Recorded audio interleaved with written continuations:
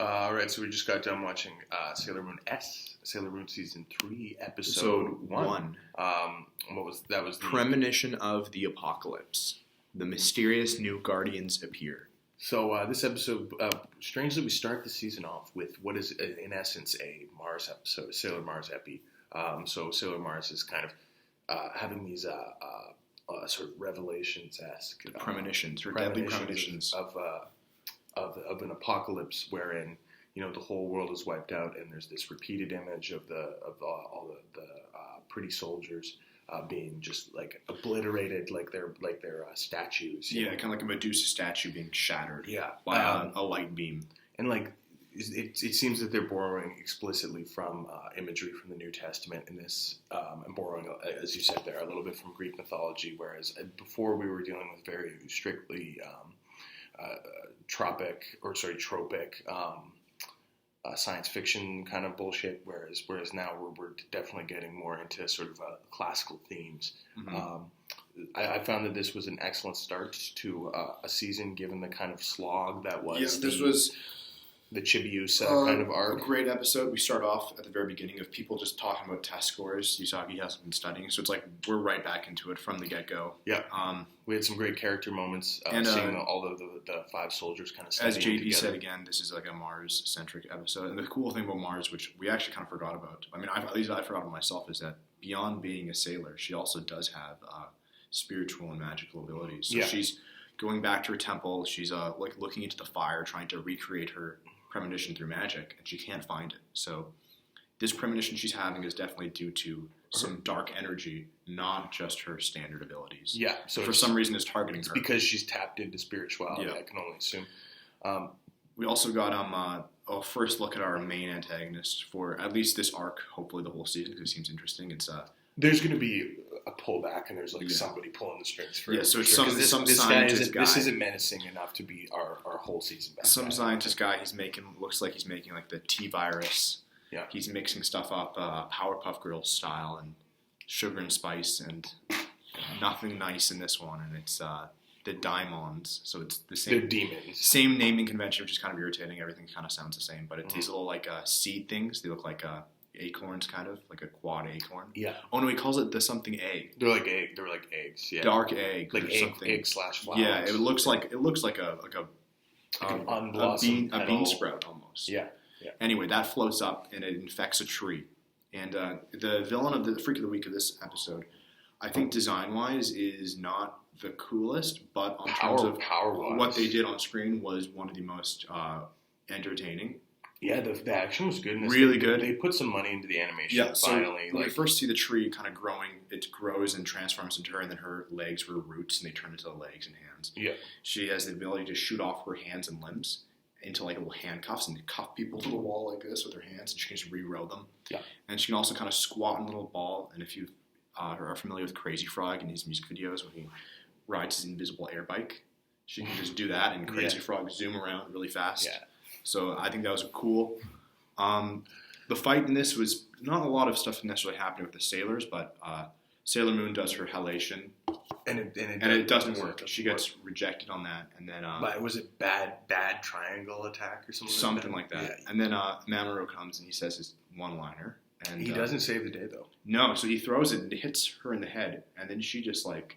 I don't know if I think she just like bounces off of her, and she actually like uses her power and just binds him. Yeah, like what is this? The vines, and she binds him up too. So it was cool to see him also not succeed. Everyone's pretty much stuck. Everyone's kind of bondage bound to the wall with. And there's this great scene where finally Usagi is bound, and the bad guy comes.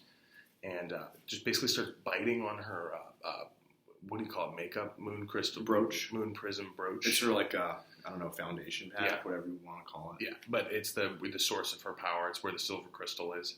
That's correct, right?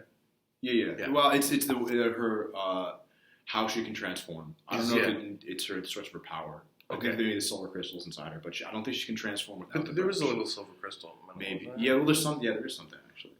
Okay. I don't know. It's something.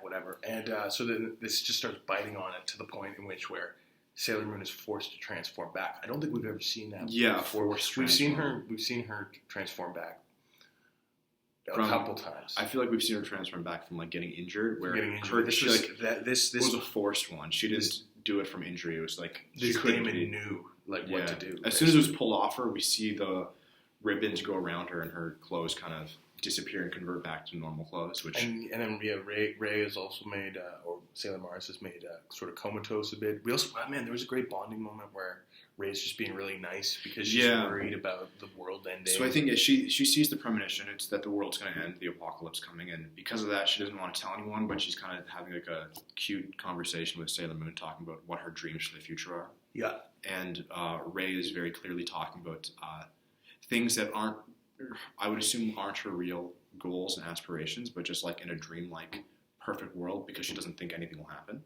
She doesn't think the future will come, so she's kind of talking about, I want to become a singer, a model, a voice actress, and marry the perfect guy.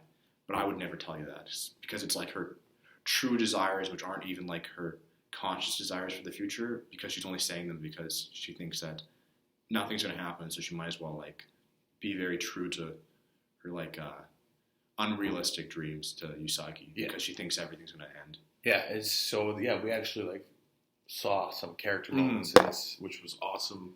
We didn't I don't know, just with what we were dealing with at the end of the season, you see all these like sort of singular, insular plot lines have to get wrapped up, where you have all these future characters. Maybe they'll come back. We'll see. I just remembered actually the huge motif and theme of this episode is luck, which was even brought up by the antagonist. She says, "Today you have really bad luck," to Sailor Moon when she gets things, and then they're fighting them, and she says, "Good luck," and then I think she even says "good luck" again when the other sailors defeat her. And speaking about luck, is Usagi, she's walking around because she has her test score back and it's bad. She's looking down. She's like, I'd hate to run into Ray right now because she'll say something to me. And then she goes head to head, bumps into Ray. Yeah. And then right after, she's like looking at it, it's like, I'd hate for Mamo-chan to read this. And then he happens to walk around the corner. So this, unless it's a through line through the whole season, that these daemons are luck related, where they're going to be having bad luck or altering it. At least this episode, that was very. It actually had like an undercurrent. Yeah, throughout the whole thing, before we even knew what was going on, and before we'd even seen the antagonist, there was a lot of like luck stuff going on. And I think they even said "good luck" or to each other multiple times. The sailors prior. And I'm excited about just the end of this episode. We saw the people silhouettes. Who saved the day. Yeah. There's these talisman things. I'm not really sure what that's all about means, yet. Yeah. But I'm sure we'll. So yeah, we have two new sailors who have been seen. We don't know who they are yet, but they we exist. Can presume that Uranus is one of them. Saturn, maybe. Saturn. Or no, it's gonna be Neptune. It's gonna be Neptune. Neptune? Yeah, I think from my limited knowledge, it's gonna be Neptune. That's sick. Are those the ones that are lesbian? They're the localized cousins. Oh, but, sick. Okay. I think one of the episodes, the next one, it's like a strange man appears, which is going to be Neptune. Strange man. Yeah, she's from outside appearances, everyone thinks she's a man. Oh, interesting. Okay, that's I'm looking forward to that. Well, before we head out, one thing we forgot to mention was the enemy's move.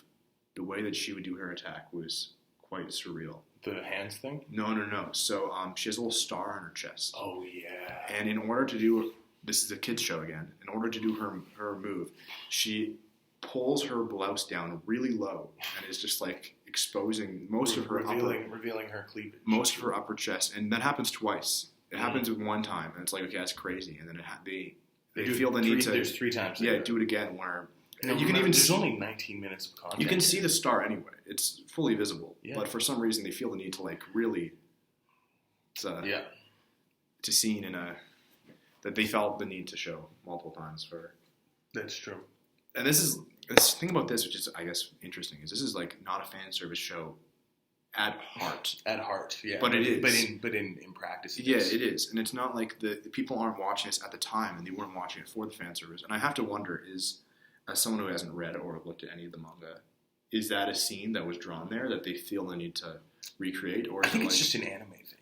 Yeah, they like anime generally is erotic. It is very toying with eroticism, especially in and around children. Unfortunately, So thanks for watching.